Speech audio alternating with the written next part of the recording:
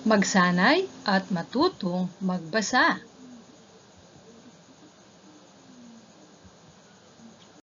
Mga bata, tayo ay magbabasa ng mga pangungusap na mayroong pantukoy.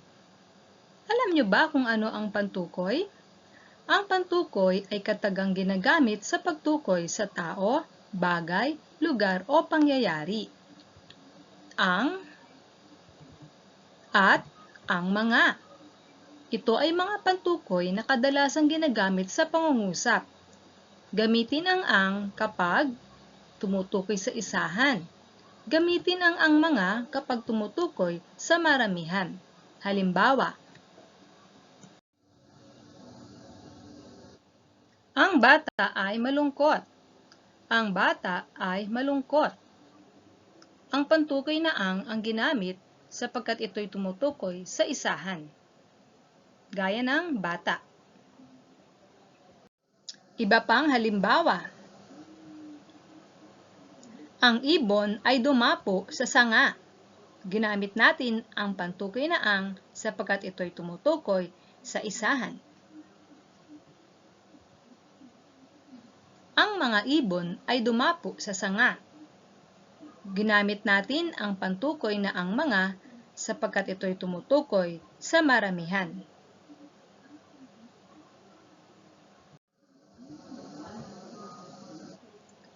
Ang mga mag-aaral ni Ginang Pearl ay masayahin. Ngayon, kayo naman mga bata ang magbabasa.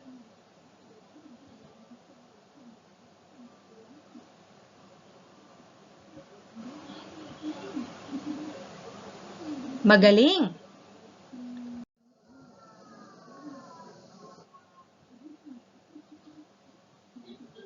Ang bahaghari ay makulay. Kayo naman.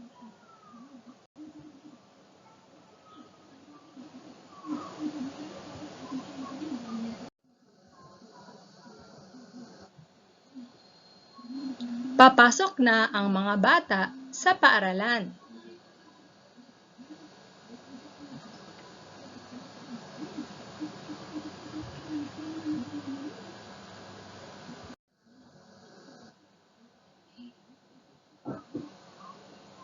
Ang mga lobo ay may iba't ibang kulay.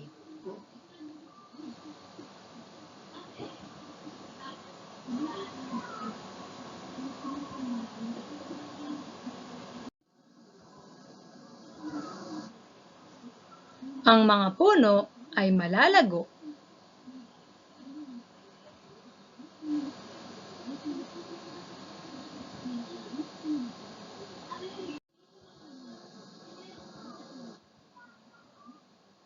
Ang mga isda ay sama-samang lumalangoy.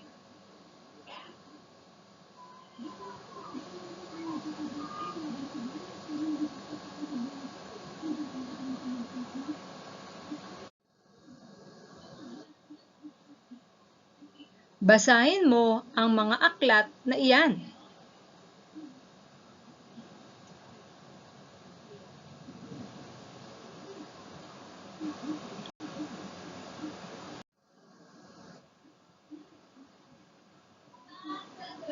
Ilagay mo ang lapis sa bulsa ng iyong bag.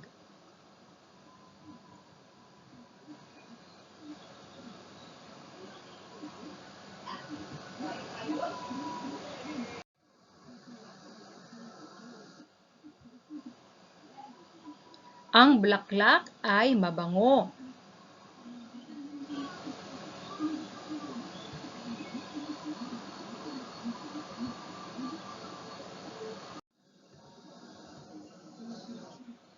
Ang manika ni Nika ay maganda.